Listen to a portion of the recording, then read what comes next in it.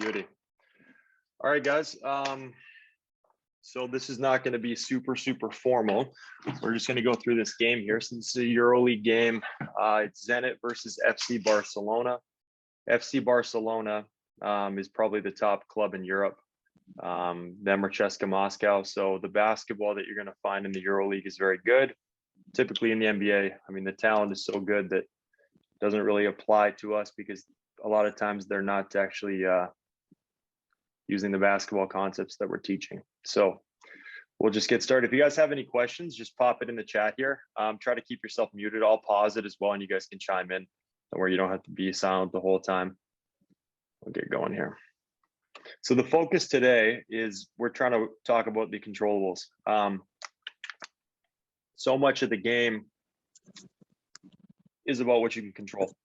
And I really want to drive that through to you guys because everything that we're doing, all the skill sets that we're working on, all the concepts, if you guys really hone in on that and really embrace the conditioning component, you'll see just how much of the game is up to you guys and is about doing your work early. It is very simple. So with that said, we'll get started. Expand this thing. Just mute this.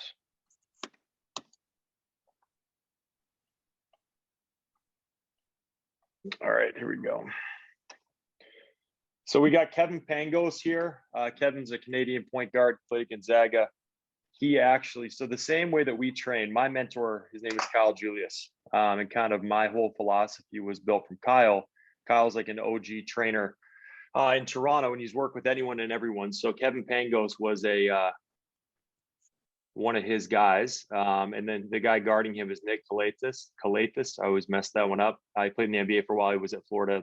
These are like the two best point guards outside of Milos Teodosic, probably in Europe. So if you guys look at the shot clock, so typically, I mean, we break the shot clock into thirds, right? We talk about this all the time with you guys. The first four, we're looking to explore and transition. The second four is usually like early automatics, which means dribble handoff in transition, high early ball screen. We're trying to get as many attacks as possible, typically 16-8, or good teams like 16-4 is kind of your offense. And a lot of times, I mean, you'll see the sequences are very simple. A lot of the stuff that we're working on with you guys in terms of 3 people on one side, 2 on the other, and just keeping the ball moving, you'll find a lot of it here as well. And then, you know, the last 4 to 8 seconds is typically where you need to be able to create offense. So side ball screen, we have no rotation. You see Mirotic here, high hands, does a good job. Forces an extended catch.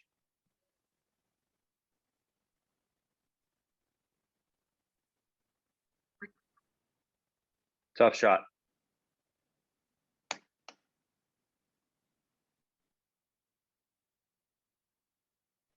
So right here, I mean, as a point guard, what we want to have is ideally we'd like to pick up in the backcourt and extend catches and just work into the shot clock a little bit. I mean, 17 is not too bad, but you think of the game as kind of a war of attrition. And we want to wear people down. Yes. Does it really matter if you pick them up 10 feet prior on that one possession? Probably not. Does it matter over the course of the game? Absolutely. Because as you'll see as we progress, and we'll skip ahead, we're not going to watch it in sequence fully. People will start to wear down, and oftentimes people will make mistakes just based on straight fatigue. So if you can get into people's legs, extend catches, make them battle early on in the game, usually that's where, and this is the way that we train. You want to be able to separate in the second half of the third quarter and the fourth quarter, doing simple things. I want you guys to watch as well, just how hard they cut.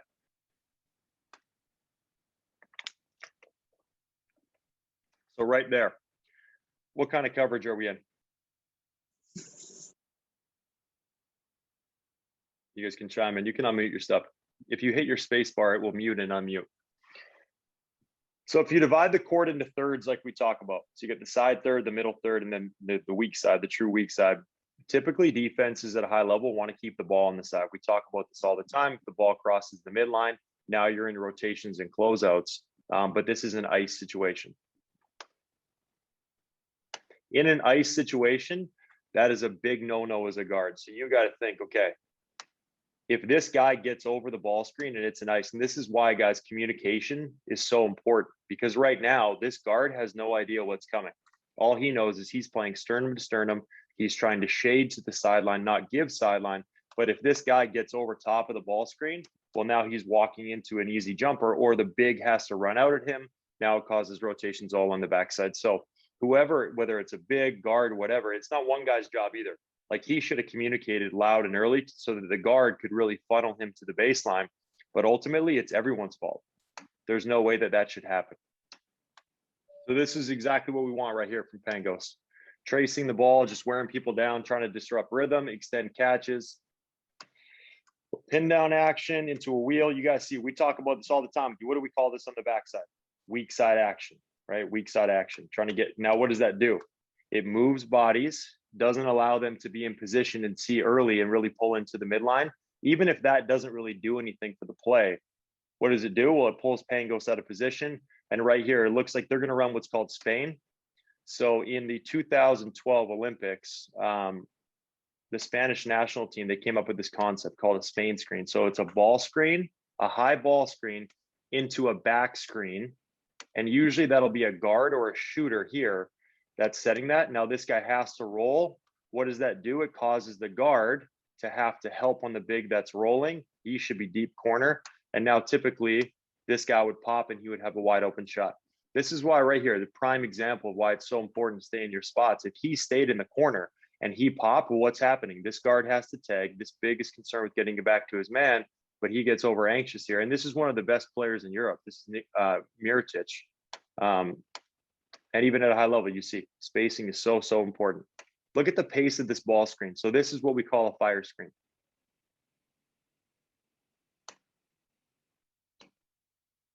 This is how fast it happens, right? So guard comes off. What is he thinking? If he thinks about the coverage after the screen happens, or that's the first time that he's in his mind playing what could happen, it's too late.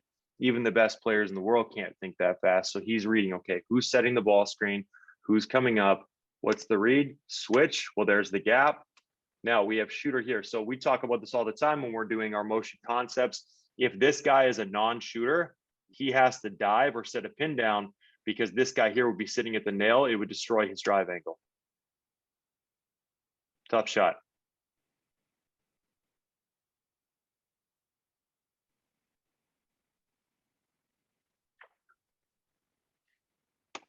Call this, well, it looks like double drag. We'll reverse, pin down. Here we go, this is perfect. Extend catches. Now, what did that do right there? Just that little bit. So they switch on the backside. You can see they're talking here already. It's guard to guard. So one guy's going to take low, one guy's going to take high. What does that allow 22 to do? Extend catches. Now for a split second, it eats into the shot clock, plus defense gets a chance to get set. Now even in the ball screen, they're playing into set defense. Look how many bodies you see now in the paint.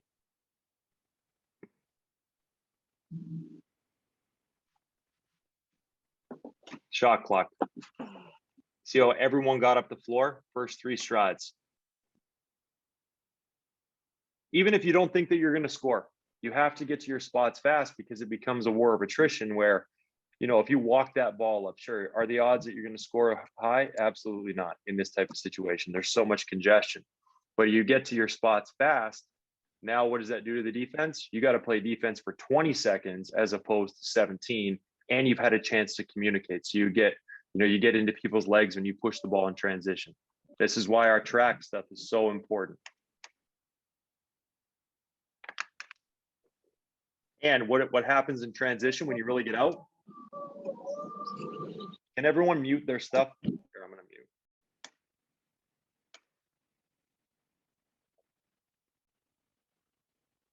So we get out early in transition. What does that do? Doesn't allow the defense to get set. What does it cause? An initial switch, just simply by sprinting. You didn't even have to run a play. Why do we run a play? We're trying to get a 2-on-1, a 3-on-2, drive angle, or a mismatch. Once a mismatch happens, and it happens early here, think about this, 18 seconds on the clock. Now they're already scrambling just because they ran hard. Now, what does this man have to do here? Because he's fronting, Kevin Pangos is doing what he's supposed to do. He's full front. We should have better ball pressure here. He has to pull in. Ideally on the backside there, what we typically like from this big, well, is this a good shot if he swings it to him? It's a long 2, not really. If he was smart, what could he do here? There's no hedge man, so all he has to do is go tag this guy here, and then we would have a wide open shot at the top. But again, does that take talent? Absolutely not. It's just doing your job every single time. Body on body, we'd be wide open.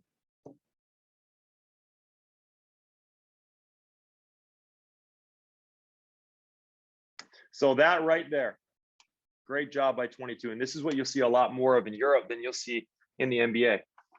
Because in the NBA, a lot of these guys are making so much money that the coaches can't really coach them. What do we say to you guys? What are we trying to give up? Long contested twos. Well, if he was an undisciplined player, he'd probably shoot that pull-up. Is he open? Yeah, for sure he's open. But there's 10 seconds on the clock. They did a good job early in transition, getting the mismatch. Didn't have it, but we're still getting into their legs here. He's patient. What do we still have? Mismatch, right? You keep exploring. We talk a lot about, I use the analogy of tennis and unforced errors. So right now, this is an unforced error. He didn't even have to do anything. He just waited. We were still cutting with pace, and eventually a solution will arise just by the defense with lack of communication. Misses the gimme. So what are we setting up here? You can see it. See how Pangos right now? Pangos does a great job of this too. He tries to catch on the run in transition. He tries to get high early outlets. So instead of catching the ball here, he gets out on the break. Now, hopefully he's 3 dribbles to the attack zone. Perfect. 3 dribbles to the attack zone. What is he setting up here? Now he's reading. He sees body. This guy's late. He should be in the corner already. There's no way that the ball handler should be able to run faster. You should get deep corner. That would pull this man here, which would give Pangos now the option to attack here, this side ball screen. This is like a drag side ball screen because it's with pace. And Pangos waited, if you watch. He's not just dribbling thinking, okay, one-on-one. What is he thinking? Look at the shot clock. 20 seconds on the clock. Get it to the attack zone. Exactly the same thing we talked about. And now he got it there, but he's waiting for people to get to spots. Ideally, there would be no wait. We would be here and he'd be low, and it'd be a drag screen, and we'd be able to attack with that same tempo. But he doesn't have it. He doesn't force the issue. Holds. Now that's not ideal. We would like to play with better pace. Anytime you see 3 people like this, 3 people on a that are high, this is called pistol action, and we'll get into this in the coming weeks, where there's a bunch of different reads. I actually ran this stuff in London. Again, look on the backside here. So this doesn't look like it's going to be very successful here at the beginning, just because there's no real tempo to it. There's no break. For walking, it's a lot of bodies in space. Again, you can tell there's going to be a fire screen here. But what's happening on the backside? Does he think that this is going to be a shot? Probably not. There's no way. Like, it's a really tough angle. But think body shots, war of attrition, occupy the help side, right?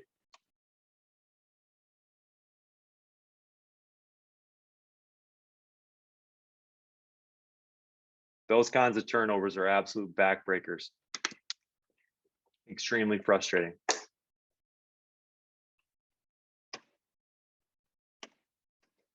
So now we are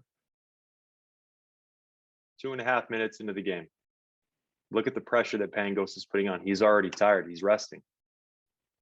What we're trying to do with you guys is we're trying to make your 7 out of 10 intensity, most people's 9 out of 10, up your anaerobic capacity. So now you have a bigger tank to pull from, and you can wear people down. And now when you really decide to attack, because you've worn them down, you're in such good shape that 9 out of 10 perceived level of exertion for you, there's no way that they can compete with that. And you're going to get easy looks. And then the 7 out of 10 is enough to be competitive, and then read the defense. But what we would like is to get up here, get into them a little bit more. It's good pace off the ball screen. You see what's happening. Look on the weak side here. Great timing. So right as he's coming off, right, who's the only man in this situation that could really help? He's pulling in a little bit. He should probably be, this man here should be closer in case there's a little bit of a slip. But you see how right here in the corner, what's 22 doing? He should be deep corner. He didn't run. Now this tag, we say this all the time, high early tags. If this big rolls and he tags and Calathes throws the throwback, well, that's a very short closeout simply by not getting to your spots, completely controllable. As we come off the ball screen here, you can see there's going to be weak side action because nothing is really happening here. There's no gaps. We call it a double gap. So 21 goes and sets a pin down. What does that create? It creates motion, tempo, and hopefully a gap. 0 does a great job here. This right here is why it's so important to get your reps up. Because if you're a non-shooter, that defender will be sitting right here. So whose assist is this really? I mean, it's probably the big. It was a good job. They did a good set. But 22 is clearly a shooter. So this man, he's not even stunting.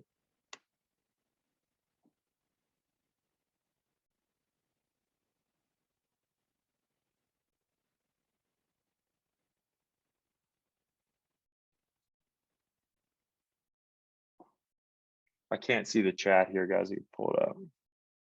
If you got, because I'm sharing my second screen, it's just easier if you guys chime in. So if you have a question, instead of doing the chat, you guys can just unmute your speaker. I haven't seen if you guys have had any questions.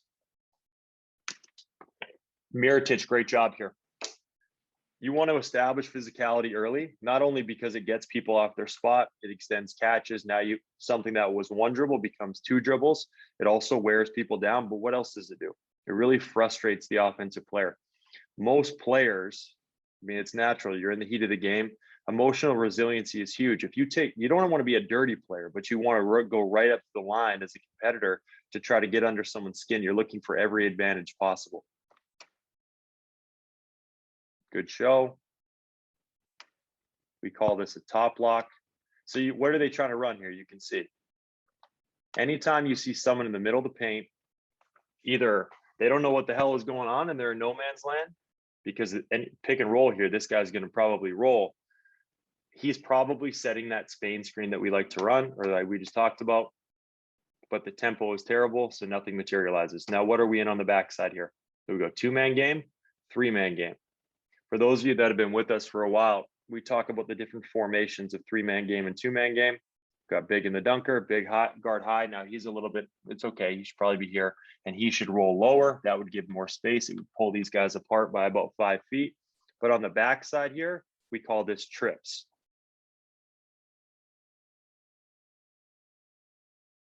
Drop coverage. Now, what's this man doing that's screwing the play up that we talk about all the time?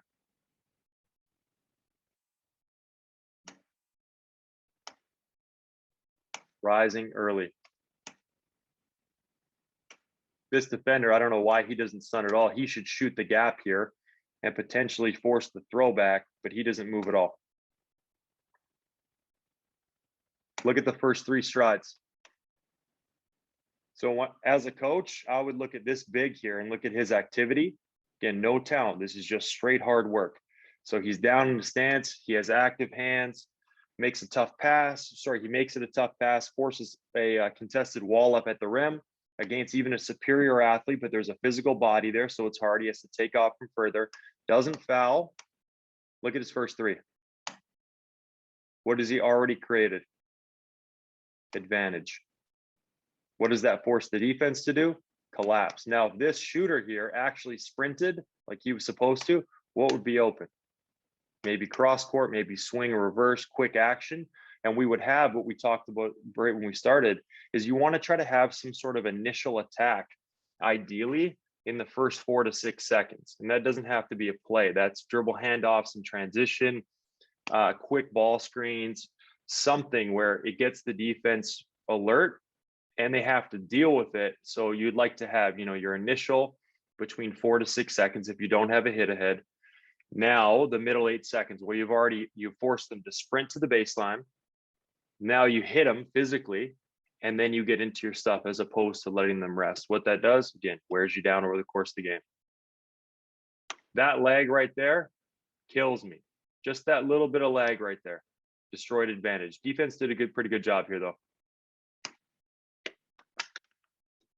Side ball screen. Now, this is Nikola Mirotic. Nikola Mirotic is the best player in Europe.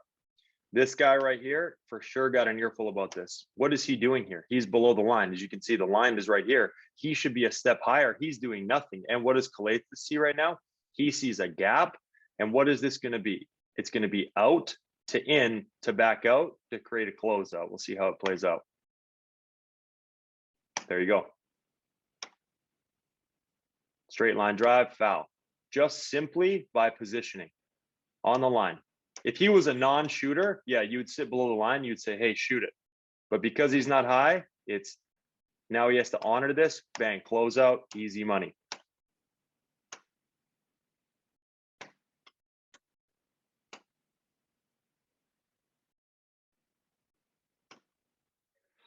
Even at this level, this is like the second best in terms of talent in the world, but the ball has crossed the split line. We're talking a lot about offense. So here he's doing a good, I mean, obviously this guy can shoot the ball. This is the second time they've been in full deny or at least extended. As the ball, this is why you want to keep the ball out of the middle of the floor, boys, because as the ball goes across the middle of the floor and it's downhill, right now, what should he do? Can he score? He shouldn't honor the rise here. Now he needs to get to the bottom of the eye, and that right there should be a charge. What do most players do though? And the theme of the day today is controllables. Look at his legs. Look at his legs right here. So the play is messed up. Is it his fault? Absolutely not. But you can always give multiple efforts. And now we could get back to the split line and at least give them another fighting chance. Straight line drive, nothing. Foul.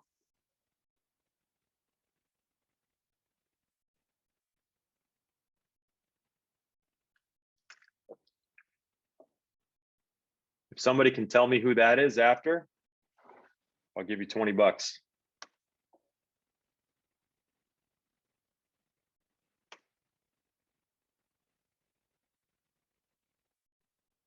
The majority of guys at this level are former NBA players. The difference between the Euroleague and the NBA is that there's no defensive 3 seconds, and these guys aren't getting paid as much, and contracts aren't necessarily guaranteed the same way that they are in the NBA. So the level of complacency, I mean, these teams will play 1 to 2 games a week, and if you don't win those games, like the whole town knows about it, you would lose 3 games in a row if you only play 1 game a week. We haven't won a game in almost a month now by the time the 4th one comes. So the games are so hyper competitive, and you'll see better execution offensively and defensively in Euroleague than you will in the NBA typically, just because the coaches have more control and these guys are really fighting. These guys still want to get to the next level. A lot of times in the NBA, I mean, it's human nature. If you sign, you've been grinding your whole life and you sign a contract for $50 million. If you don't really love the grind and you've been at it for 15 years, what's human nature to kind of chill? Well, these guys are still absolutely getting after it. They're making really good money. A lot of them are making over $1 million, but they're trying to get to the NBA. See the difference here between Nick and Kevin. So Kevin was chilling, Nick is up. Even just that right there, he did his job. Instead of Kevin now entering the ball here, now the angle is a little different. He probably has to extend his catch just simply based on that, just a little bit of pressure.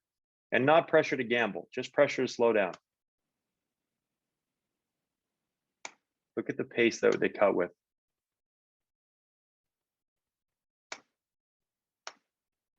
This right here, so typically what you want to do from a timing standpoint is you'd like to wait until this defender, you'd like to wait until the ball is coming towards you, because right now, as the ball gets dribbled away from a defensive standpoint, this man should go to help side, right? He's now 2 passes away because if this big rolled, 21 would be the tag man. So the timing is off. Now, as Kevin dribbles the ball back across, what does this man have to do? He would be in help side to deny. Well, he's late. There's a pull there. We call that gravity. You'll hear me use the term gravity a lot. What does that do? He is now late on the back cut. Who has to help? This man. There's always a yo-yo, and the timing has to be a little bit delayed. What do we always say? It's better to be late than early. Well, he's early here with his timing on his cut. What happens? Nothing happens, strictly because he's not patient. If he had waited and this man right here had to tag because this guy here was overextended, now what happens? He's coming off of a pin down where this big here is saying, okay, you're a non-shooter. He's still concerned about the ball screen. He would be wide open, strictly because of timing and just being patient and getting to our spots.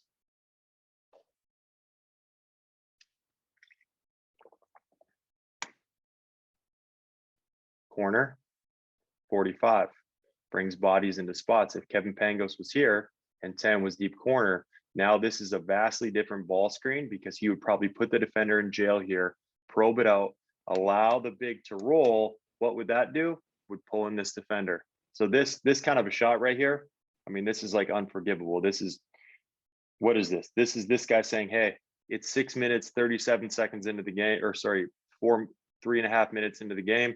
I haven't shot the ball yet. Fuck you guys, I'm shooting. Hits it, but how many times is that shot going in? If they waited, you saw the play before where a guard comes off, he waited, he could have shot it at 10. He pulled it out, he dumped it down to Nikola Mirotic on a mismatch because they get deep into the shot clock. The deeper you get in the shot clock, the easier shots become if you move with pace. That's why we keep working these motion concepts. So it becomes like breathing to you guys. Instead of going one-on-one or shooting tough shots, you move the ball. You're trying to have high percentage shots as much as you can, especially early in the game, to not only keep the defense guessing, get into their legs, build confidence for yourself, not get behind in your shooting percentage. And then also save like your breakdown moves, because the game becomes tighter as the game goes on. Now you save those breakdown moves and you haven't had to show them until the fourth quarter. Well, if any good defender, if you use the same move twice in a row or twice even in a game, I get a feel for you. Now I might get a heavier contest. But if I don't have to do that until later on in the game, now I can go through my checklist of my couple moves that I have, and they haven't seen it yet. They don't have a feel for it. So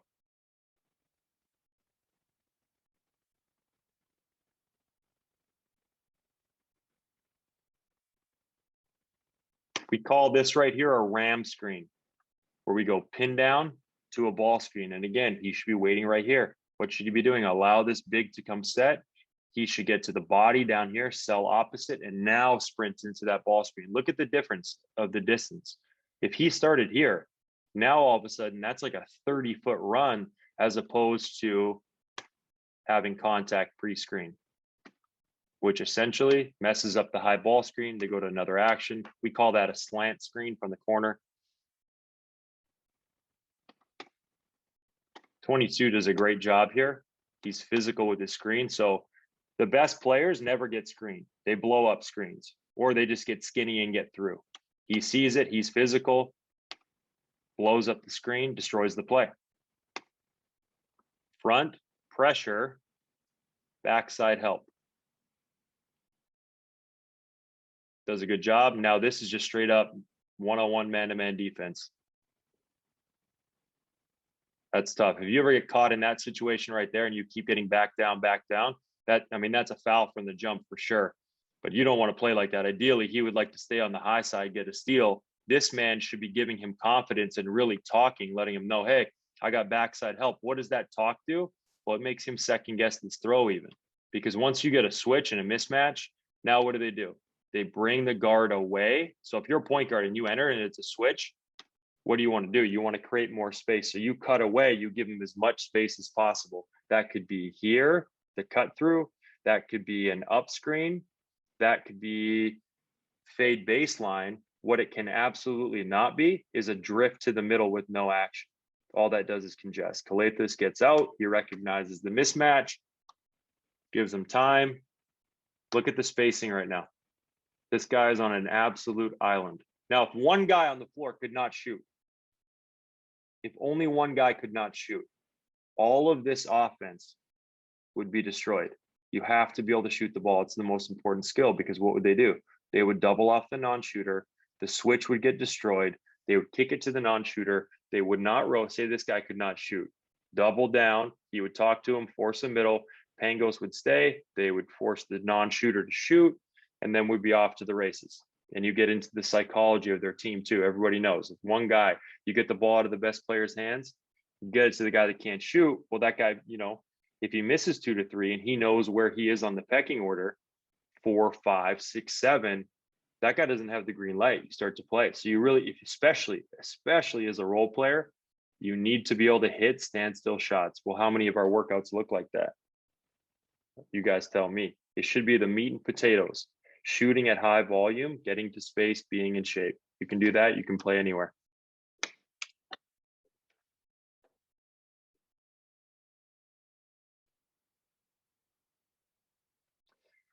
So what happened last time?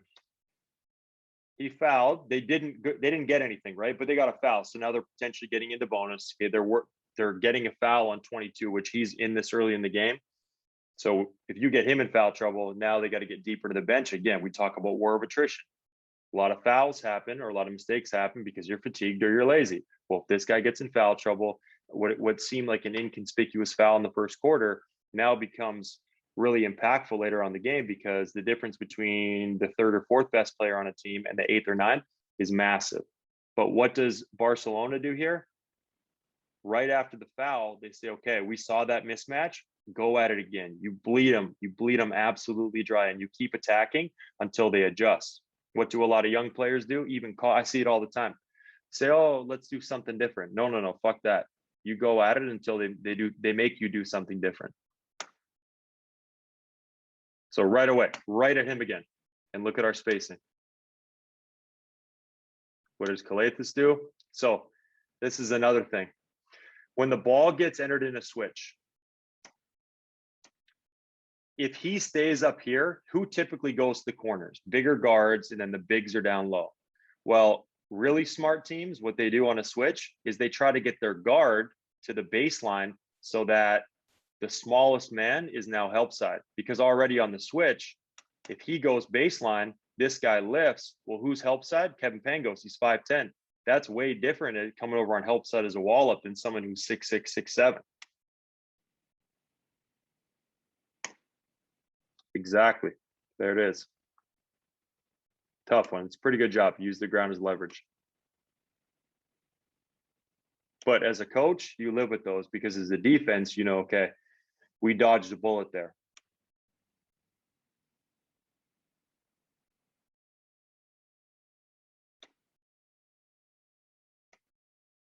A little bit of a different look, double in the backcourt now. Watch what Nick does here.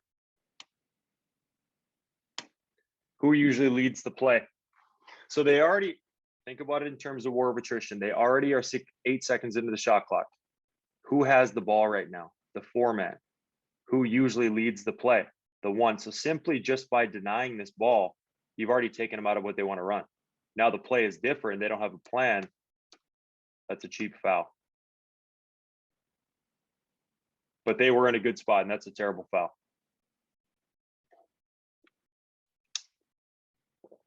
If you guys have any questions, feel free to fire away. You guys can just unmute yourself.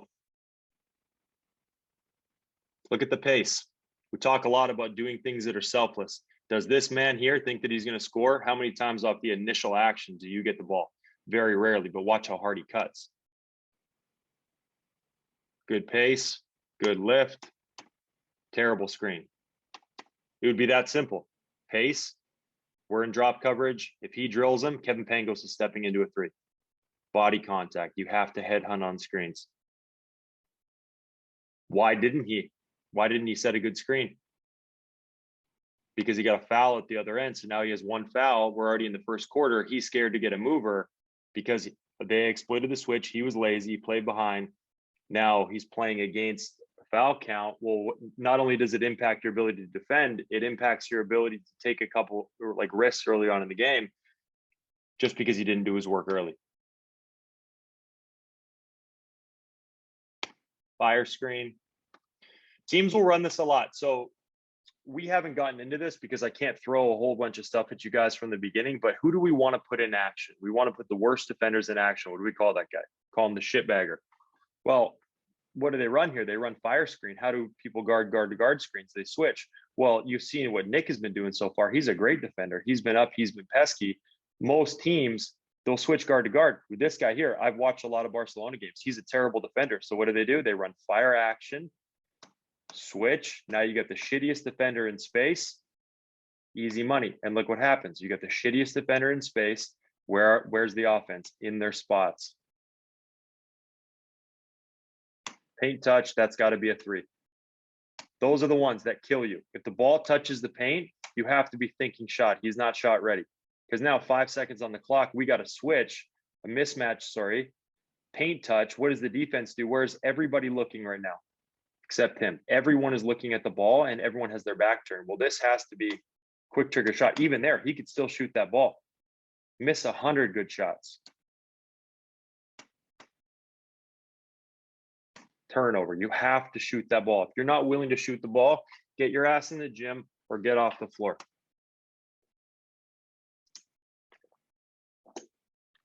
Confidence is a hell of a drug, and you have to be willing to miss.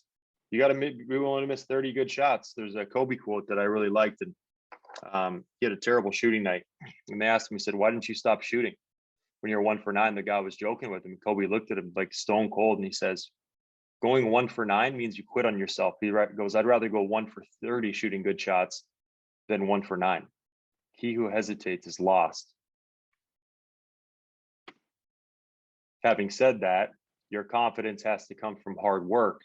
It can't just come from, okay, I deserve to shoot this ball or whatever. But the harder you work, the more confident you become, right? You truly max out. You've left no stone unturned. Now you missed that shot. Okay, whatever. You know the next one's going in. Look at the pace. Getting to an attack zone, gets below the free throw line. What are they running here? It's on the sideline, but it's going to be a Spain screen. Ball screen, back screen, shooter in the strong side corner. Ideally, this man should be ready to shoot. What would that do? This guy would feel a little bit more pressured to be up on the line. And now right now he flattens out. What should this man do? He should have lifted, created an angle because he was flat. Pangos did a good job recovering. This is a bad shot, right? 17 seconds on the clock, contested wall up, bad shot. Just by getting to your spot, being ready to shoot the ball, looking engaged, it would have pulled this man over. He probably wouldn't have stopped. He would have tried to carve out this angle, but what does he see? He sees bodies, guy not ready to shoot, tough shot. Money. This is a coach's dream. High early outlet, hit ahead, first 4 seconds. What does this do? Look at the tempo that the defense now has to play with. So they just shoot bad shot, and usually this is what happens. You shoot a shitty shot early in the shot clock, what happens? You're off to the races the other way. Quick outlet. Notice how Pangos always goes to the side too, where he's telling his big probably right now, "Yo, behind you, behind you, behind you." Where is he going? He's going to the space where there's less congestion. So point guards, that's a big thing. If you have the option as the ball is going up and you recognize, okay, we're going to get it, you got to get to the floor. And point guards have great, like good point guards have great vision.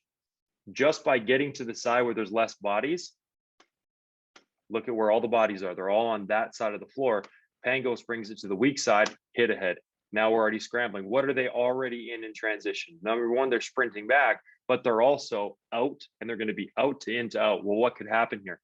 Dribble penetrate attack against a retreating defender. What does that force the defense to do?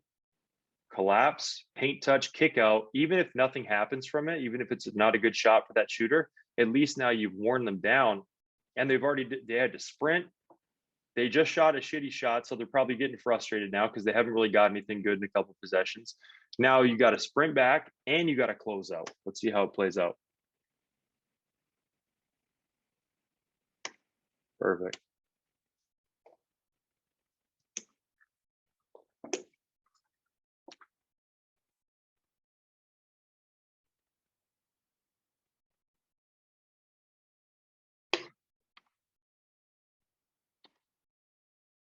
Look at how hard this guy gets out again. So we talk a lot about first 3 strides. Does a good job. He's physical. Ideally, we'd like stunt, but a contested wall up. We have body contact.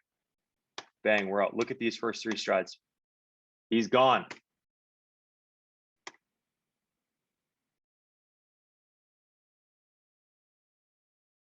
It's great. No skill, straight conditioning.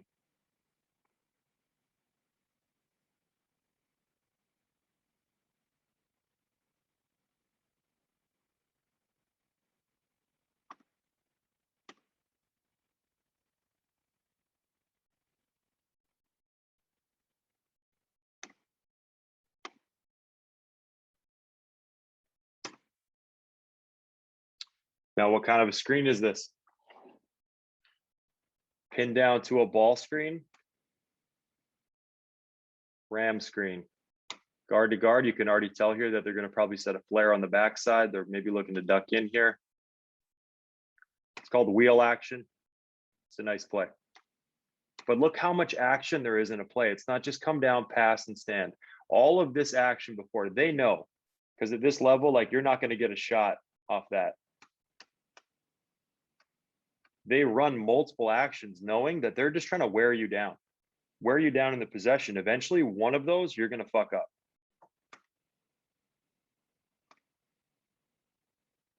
Look how much this guy ran. You don't even know he's getting the shot.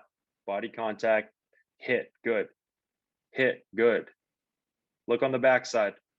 So now, ball is in the middle of the floor. What happened here? Whose tag is this? Tag. No tag. Could have been a shot. He's coming off a baseline jumper for sure. Great shot.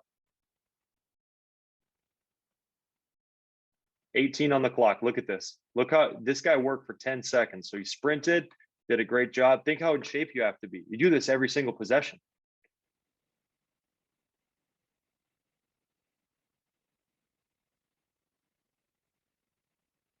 This is why we do 4-quarter workouts, because it's great. Yeah, that's a great shot. But you got to have legs to be able to hit these kinds of shots. And you have to be able to hit shots when you haven't touched the ball. How many shots has that guy shot? 0. You have to be able to hit shots when you're fatigued and you don't have rhythm. So in order to do that, yes, it's great to go make your 500 and you need to be a good shooter for sure, but you have to do both. You have to put so much pressure on your makes and your workouts that when that shot happens, you're ready to shoot that ball and that shot's going down, because that's got to be a make. That'd be a backbreaker. Now, this is really interesting. So this happens more oftentimes than not. Ball moves really well. Defense is scrambling. What are they? Fatigued. What usually happens after fatigue? Oh, board.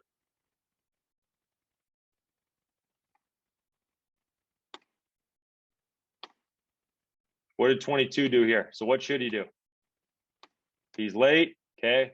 Nothing happens. He's already screwed. He should be down in a stance. And that should probably be a switch. Pangos would front and we'd pull in from the backside. But you see, we're only 5 minutes into the game. They're already making conditioning mistakes. And how often is the ball in the middle of the floor for Barcelona? All the time. If you just pressure early in the backcourt and you can shade the ball to the sideline, you make your life so much easier. But you got to be in shape to be able to do that.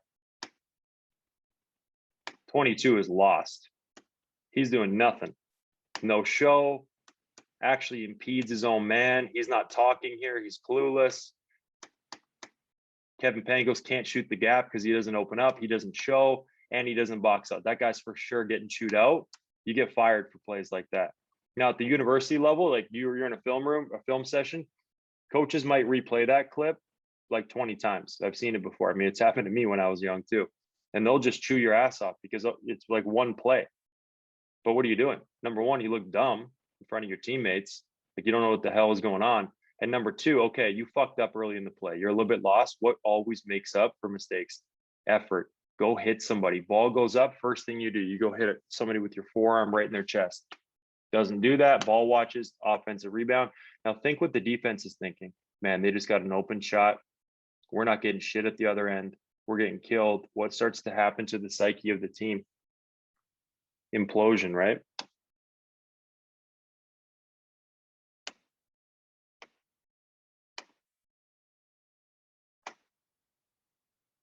Could he have shot that? Absolutely. So this is such good film. Offensive rebound. Could he have shot that? For sure. War of attrition, though. You're trying to break people's spirits with selfless basketball. Could he have shot it? Absolutely. If he had hit 5 threes, would he shoot it? Probably. But it's early in the game. No one really has rhythm. You haven't been able to find anything or really get into like a scoring groove. They've missed a couple of guppies at the rim. Pull it back out. Make them play defense for another 10 seconds. Who the hell wants to play defense for 35 seconds straight? Good tempo. What do we call this? A break. He's flattening out to the corner. We're hugging on the weak side. See how deep corner, 45. It's perfect spacing. Hard roll.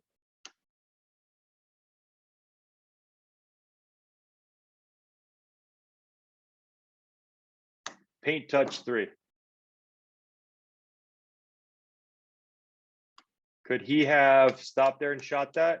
For sure. Keeps his dribble alive. This is great. Now, how many seconds are we at? We went from 24. They got the sprint and transition. They've been playing defense now for, 33 seconds or something like that. Could he have shot that? Absolutely. Look at the shot clock. 4 seconds is so much time. You can go end to end in 3 seconds. Double comes, keeps his dribble alive, body, basketball, body, basketball the whole time, right? Keeps the ball protected, forces the double. Now who's screwing up again?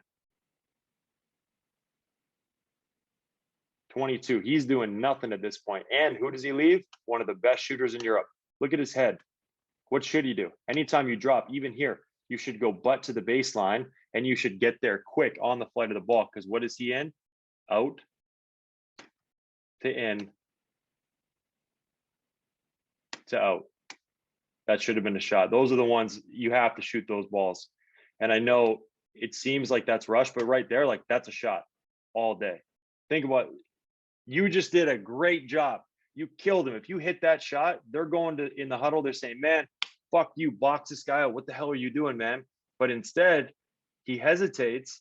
Now they play defense for 35 seconds, even longer, 40 seconds, and they run you off the line. Think what that does to the defense. They're like, yeah, they band together, right? They feel good about themselves, like, hey, we're doing this damn thing. But that should have been a jumper and a backbreaker.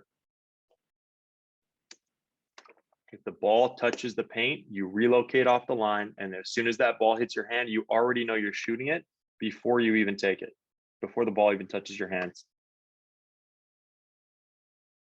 Trigger. So this right here, this action, this means pistol action. So you'll see what we talked about, that 3-man formation high. So if the guard ran ahead, he's probably coming back to the elbow, and we'll have the biggest big with the best mismatch, with the slowest defender will usually be the cleanup man on top. Now, this on the backside is not great. Pangos, he's fatigued. He should be sprinting to the spot, because what is this doing? It's allowing Calathes to chill.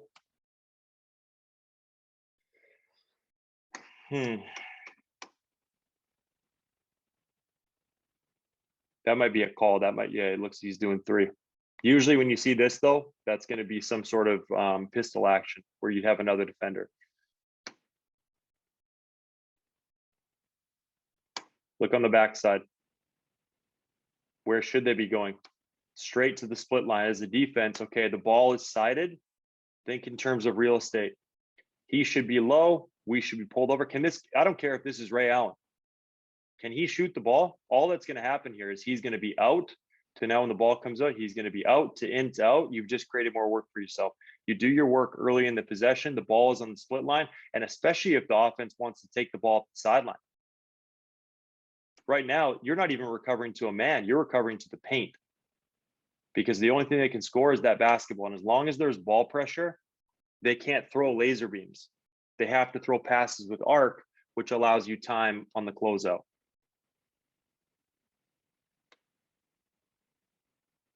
Spacing, get to the corner. What would have happened there? He probably would have had a pin down just based on spacing alone. Now we're at 12 seconds. They had a good initial attack, but he didn't get to his spot. He didn't look to be aggressive off the ball screen, which is crazy because this guy just drilled a shot and now he's coming off. Nothing, like that's the worst pass to off a pick and roll. What should he do here? First of all, he should get more of a clip. He should come off with better pace. And right here, get back, steal that space right there. Take this top leg and keep the defender on your backside. Now you have a 2-on-1 against this defender. Instead, he just plays like a bat out of hell. Nothing happens.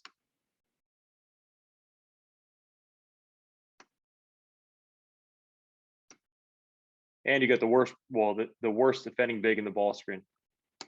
What could he do again here? He could go rescreen.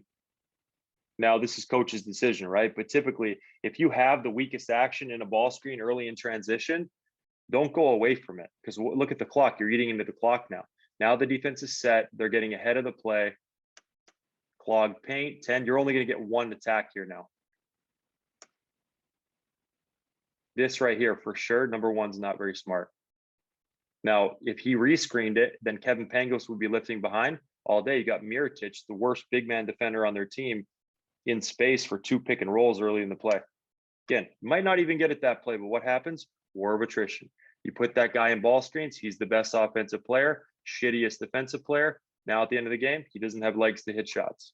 But because they're not smart, go away from it, nothing happens.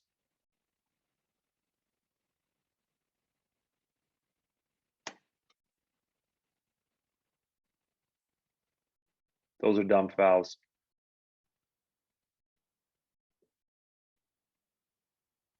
We'll go about 5 more minutes here. And then if you guys want, you can, we'll unmute. If you guys have any notes or timestamps, we can go back. I got a little bit more time today, so we can spend more time. Or after the fact, if you want, I'm going to export this. I'll send it to you guys. You guys can hit me with questions, and I'll just make sure you timestamp it. I'm not going to go through and hammer out like 50 paragraphs to you guys, but I'm more than happy to help you guys watch this. Now, before you hit me with questions, go back and watch it again so that I'm not answering I'm not saying the same thing twice.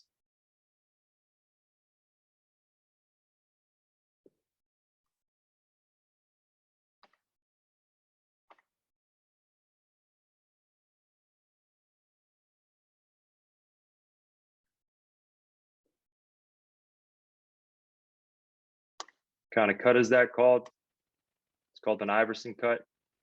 Look how clueless 22 is.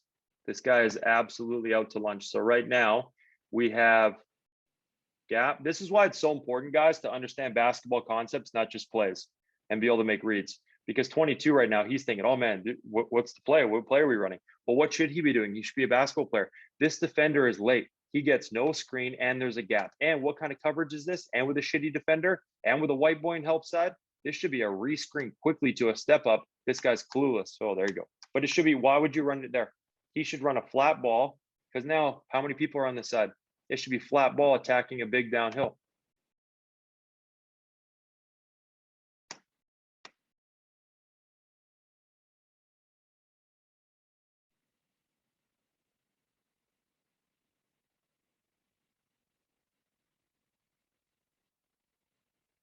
Kind of screen is that?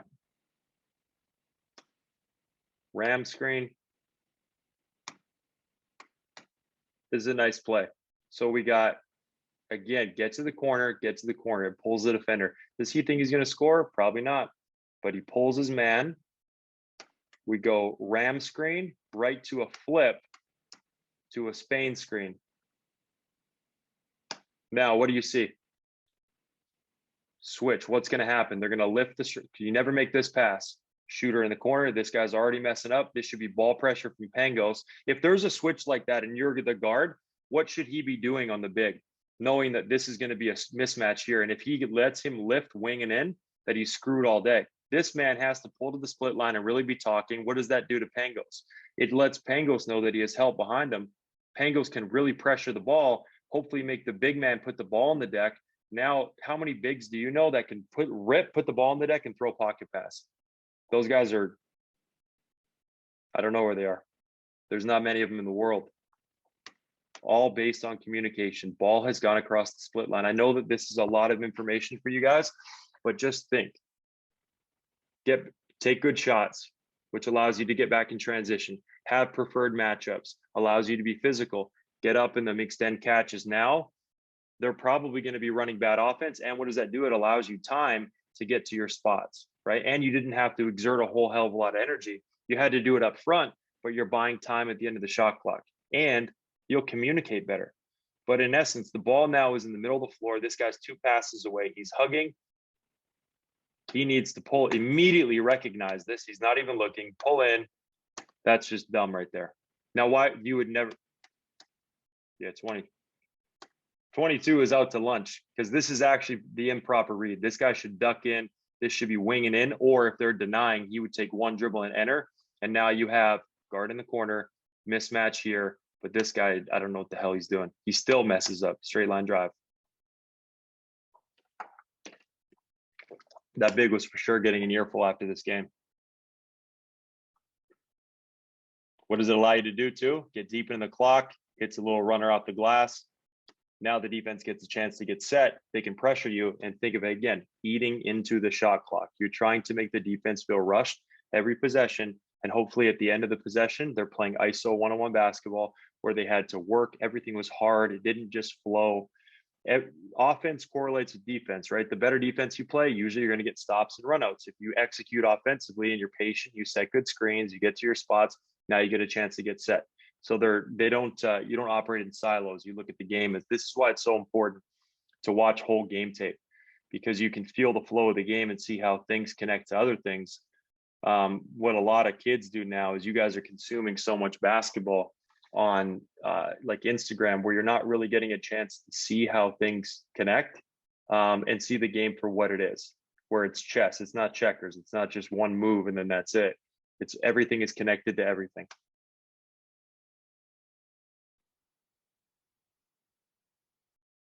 Look at the shot clock. Good offense, long clock. Now there's 13 on the clock. They've had no hits, no rim runner, no hit aheads, no drags. The defense is set. They're probably only going to get one. They'll probably get two actions, probably a pin down, ball screen, whatever. But then they'll get one ball screen at the end. Well, the difference of getting a ball screen action at the end. What's up, Mike? The difference at the getting a ball screen action at the end with 4 seconds is now that allows the defense to play cat and mouse with you. 8 seconds. Now all of a sudden they really got to play, because most people can only defend in space for 2 dribbles. And it's all based on doing your work early. Wheel action. 22 needs to get fired.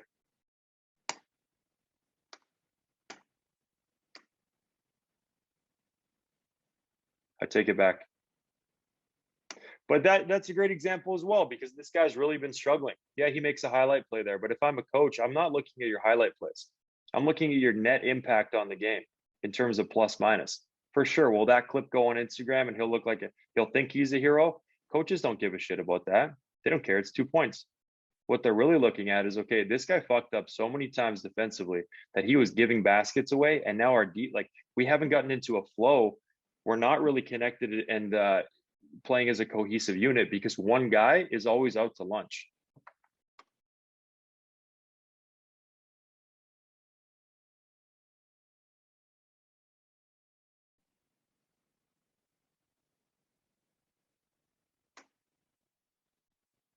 What type of action? So right now they clear out the strong side completely. You got to get to your spots. And as a point guard, he does a poor job here. He should wait. The plays become so much easier if you let guys get to spots, and we get to spots early. Now, when he gets downhill, now they actually have to honor the action, as opposed to just understanding that there's people behind them. If you don't get to your spots and it's congested, all of a sudden, this isn't that threatening of a screen, because the paint is clogged. What's he going to shoot? A contested pull-up? Who gives a shit?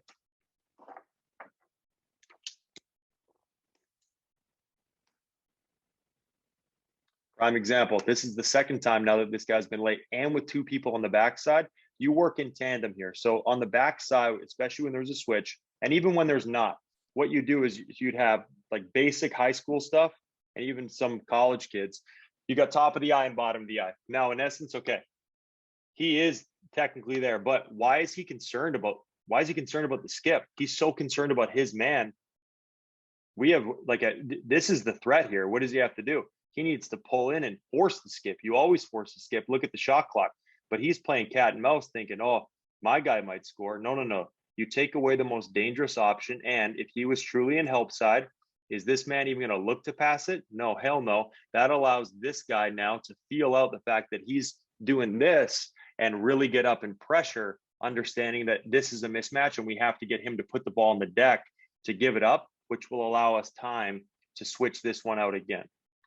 Communicating on the backside. You see this guy's pointing, but he is not doing shit. He should go full commit, force the skip.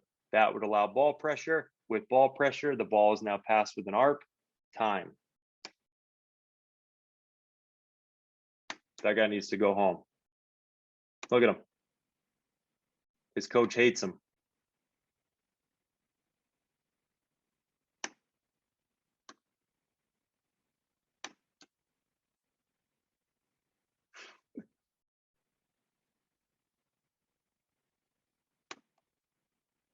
When you don't make layups like this, like off mismatches. So 22 has been struggling the entire game. Now, because this white boy comes down and he's soft, you allow an athlete, 22, to get out in transition and get easy buckets. Now this guy starts feeling great about himself. He's got confidence. I bet you he's going to talk more.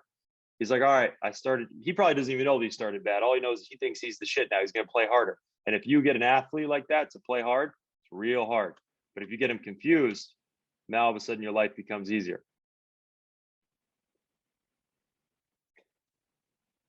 Miss here, okay, shitty shot, soft take. Transition, easy bucket. What does it allow you to do on the back end?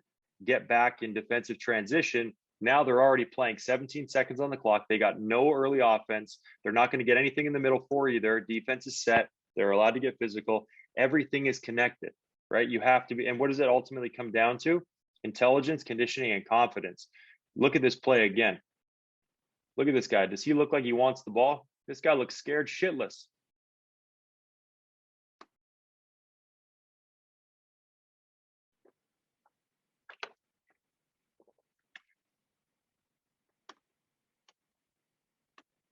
Pin down, guard to guard, going to be a ram screen to a flare. They've run this set now a couple times. Again, he's not pulling in. This is why, so he's cheating the play right now. You need to do, we do this all the time when we do three-man stuff. You need to honor your cut, and you can't get to the next portion of the play until the defense has actually honored that portion. Because for sure, he's thinking, okay, I know that I'm going to set a screen. I'm not moving. Well, if this big actually went to the dunker here, well, what would that do? This guy's dumb, so he would pull him with him. Now what's open? The over-the-top pass. What should this guy be doing? If he knows that we're trying to get this look, selling high, trying to engage this defender, now he's got a decision. If this man goes, again, this has nothing to do with skill. This is just about being selfless. And to do these things, these extra efforts, you need to be in great shape. But now we're how many minutes into the game? 7 minutes into the game. We're not doing the little things to set ourselves up for success. When there's something on every single possession that you could do to impact the play positively, even if you don't think you're going to get it. So this man here, as I mentioned, he should probably be here and then run into the screen. That would allow spacing. But he thinks, oh, what the hell? Is he really going to get it? What are the chances? You never know. You never know, right? You might not get it. You might not get it 10 times in a row, but then the one time that you do get it is like a back-breaking play and it opens the game up. You have to do the details and your early work every single possession. Because that right there, if he was extended, he was high and this guy was out, well, now that pass is a whole hell of a lot easier. He'll hit him on it. Does a good job here. Sells opposite. Good screen. Now, when you see this is for the bigs in the group. When you see pin down action, what should happen? This guy cannot guard. So this pass here is very hard. Now the ball is up again, defensive concepts. The ball is on this side of the floor. What should happen? Immediate jump to the split line. Because he's late, all that we would have to do right now is take one dribble, or this guy would flash. Now it's a one-on-one here at the post, or this guy pulls over and it's a high-low. But nobody is doing their job. They're just hoping the play works and getting through the shot clock. Now, I know that I've been saying, okay, you got to get deep into the shot clock, but that doesn't mean you don't do your job. The only way that it matters if you get deep into the shot clock is if you actually do your job the entire time and the defense feels stressed the entire time. If you don't, now they're just off the hook. They're just playing men's league basketball. But to get back to the pin down stuff. So as we come off pin down, if this guy is playing drop coverage, this man, whether if it's a big or it's guard, whoever, if it's big, he flashes every time. If it's guard, well, this man is usually a lot more alert than this man. So this man would flash here for a potential relay or a little high-low. And as soon as there's always an equal and opposite reaction with all movement off the ball. If somebody flashed here, as soon as this guy flashes, because this man would have been late because he was concerned about the roll, now he flashes, who's the only man that can stop the high-low? This guy pulls in. So because he goes, now this man spaces. There's gaps everywhere, just based on doing your job. I know I'm beating a dead horse here, but I really want you guys to understand this and to just see how important it is to understand where to be and to be in shape. You can think the game, you can shoot it, pass with both hands. You're tough. I mean, you can play college basketball. You could be a great athlete. I've seen it a million times over. You could be a great athlete, very talented, and not play like this, and you're screwed.